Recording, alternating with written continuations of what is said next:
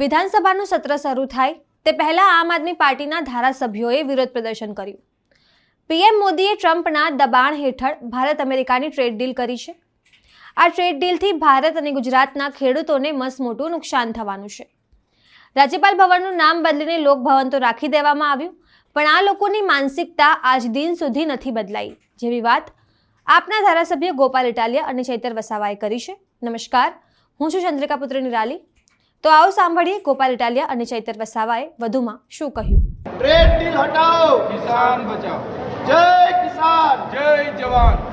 ભારતની સરકારે અમેરિકાના કોઈ પણ પ્રકારના દબાણમાં આવીને એક તરફી રીતે અમેરિકાને ફાયદો થાય, ભારત અને ગુજરાતના ખેડૂતો, પશુપાલકો અને નાના મધ્યમ વેપારીઓને નુકસાન થાય એવી એક તરફી ડીલ કરી છે।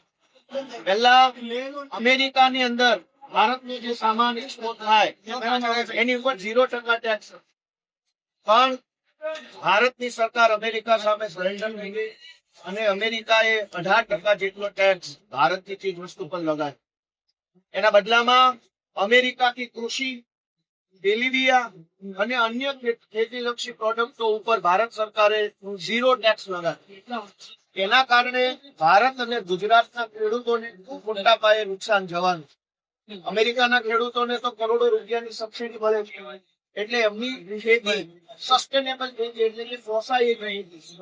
અમેરિકાથી હવે તેલીબિયા, કપાસ, દૂધ વગેરે વસ્તુઓ સસ્તા ભાવમાં ભારતમાં આયાત, ભારતમાં એના ઉપર કોઈ ટેક્સ નહીં લાગે। જો અમેરિકાથી કપાસ આવે, અમેરિકાથી દૂધ આવે, અમેરિકાથી સોયાબીન આવે, તો ભારતના કપાસ, દૂધ, સોયાબીન ઉત્પન્ન કરતા ખેડૂતો શું? એક તો ભારત અને ગુજરાતના ખેડૂતોને ઓલરેડી ખેતી પોસાતી નથી, ખેતીમાં માર પડ્યો, ખેતી અત્યારે પોષણક્ષમ નથી રહી, છતાં પણ લાચારી વશ ખેડૂતો ખેતી કરી રહ્યા છે। ત્યારે અમેરિકાથી દૂધ, કપાસ, સોયાબીન સહિતની અનેક વસ્તુઓ વગર ટેક્સે આયાત થશે અને ભારતના બજારોમાં વેચાશે, ત્યારે ગુજરાતના ખેડૂતોની, પશુપાલકોની હાલત દયનીય થવાની।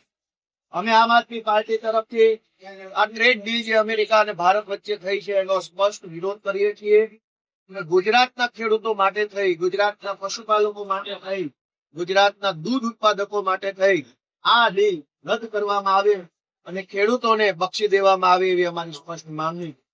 આ ટ્રેડ ડીલ બાબતે આમ આદમી પાર્ટી દ્વારા રાજ્યપાલ શ્રીને આવેદન પત્ર આપવા જવા માટેનો કાર્યક્રમ કર્યો હતો, પરંતુ દુર્ભાગ્ય સાથે કહેવું પડે કે રાજ્યપાલ ભવનનું નામ બદલી લોકભવન તો રાખવામાં આવ્યું, પણ નામ બદલાયું, માનસિકતા નહીં। અમે આમ આદમી પાર્ટી રાષ્ટ્રીય પાર્ટી તરીકે છેલ્લી 4 વખત અલગ અલગ મુદ્દાઓને લઈ રાજ્યપાલ શ્રીને મળવાનો સમય માંગ્યો, પરંતુ 4 માંથી એક પણ વખત રાજ્યપાલ શ્રી અમને મળવાનો સમય નથી આપ્યો। એ દુર્ભાગ્ય છે। રાજ્યપાલ શ્રીને અમે આવેદન પત્ર આપવાનો સમય માંગવાની અરજી આપીને અમારી સ્પષ્ટ વિનંતી છે ગુજરાતની સરકારના માધ્યમથી કે વિધાનસભાના ગૃહમાં પ્રસ્તાવ લાવવામાં આવે કે આ ટ્રેડ ડીલ રદ કરવામાં આવે અને ગુજરાતના ખેડૂતો, પશુપાલકો માટે થઈ અને ભારત સરકાર અમેરિકા સાથે જે કાંઈ પણ એક તરફી સંધિ કરી છે એને નાબૂદ કરવામાં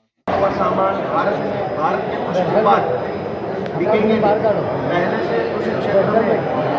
फसलों के सही दाम को लेकर के किसान परेशान है, बिजली, पानी आपूर्ति, सिंचाई, काफी सारे मुद्दों को लेकर के किसान परेशान है। ऐसे में अगर इस ट्रेड डील के कारण अमेरिका से सस्ता कपास, सस्ता सोयाबीन, सस्ता दूध, सारी चीजें अगर भारत में बिना टैक्स को आएगी तो गुजरात के किसानों को भारी भरपूर नुकसान होगा। विधानसभा में 162 विधायक भाजपा के हैं, कांग्रेस के 12 विधायक है, आम आदमी पार्टी के 4 विधायक है। सभी जानते हैं कि बहुमति भाजपा की है, फिर भी जो आज इलेक्शन होने वाला है तो वो इलेक्शन एक तरफा है, जिसमें हम भाग नहीं लेंगे।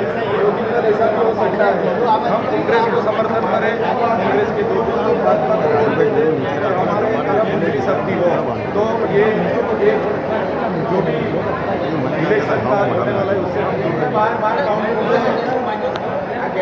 नहीं, कांग्रेस समर्थन अगर कांग्रेस मांगता भी है, फिर भी हम कांग्रेस या भाजपा के साथ नहीं है।